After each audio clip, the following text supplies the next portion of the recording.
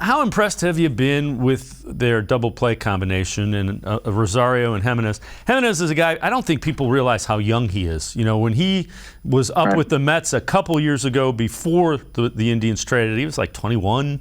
So he's still very young, and really, I think he's developing into a guy that's going to be among the elite in the American League.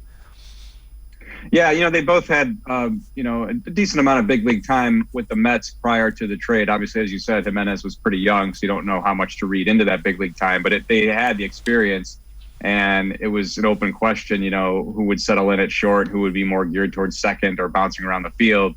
You just didn't know what that would look like. But here we are, you know, a couple years later, and that trade for Lindor looks pretty good for the Guardians. Lindor is having a terrific season for the Mets. They're in first place. They're happy with him. But, you know, that was under the circumstances of arguably having waited too long to trade Lindor and the pandemic and the way that situation kind of unraveled on them. Cleveland did a really good job of that trade. They got an all-star shortstop in Gimenez. Rosario has been really a leader for them. I mean, one thing that's been separated for this club within the AL Central is just the way they hustle, you know, and I think Rosario has been as big a linchpin in that department as anybody.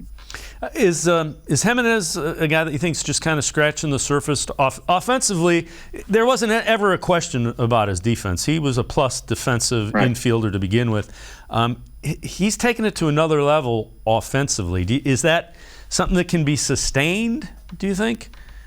Well, he's a perfect example of how you don't know how to project such a young team, because it's hard to project each individual player. Yes, we have our farm system rankings and prospect rankings, and you know, we can grade out tools on the you know, the scouting scale and all that stuff. But at the end of the day, it's all about how they develop at the big league level. It's all about you know, what they learn from the difficult times, how they respond to coaching, how the league adjusts to them, how they adjust back, all those things. And I think with him, you know, he's exceeded any offensive projection, and that's a credit to him, you know, and the work he's put into it. There's some things you can't really measure, and that's one thing, is just how much a guy wants it, how much heart he has, and I think he's shown this year he's a special player.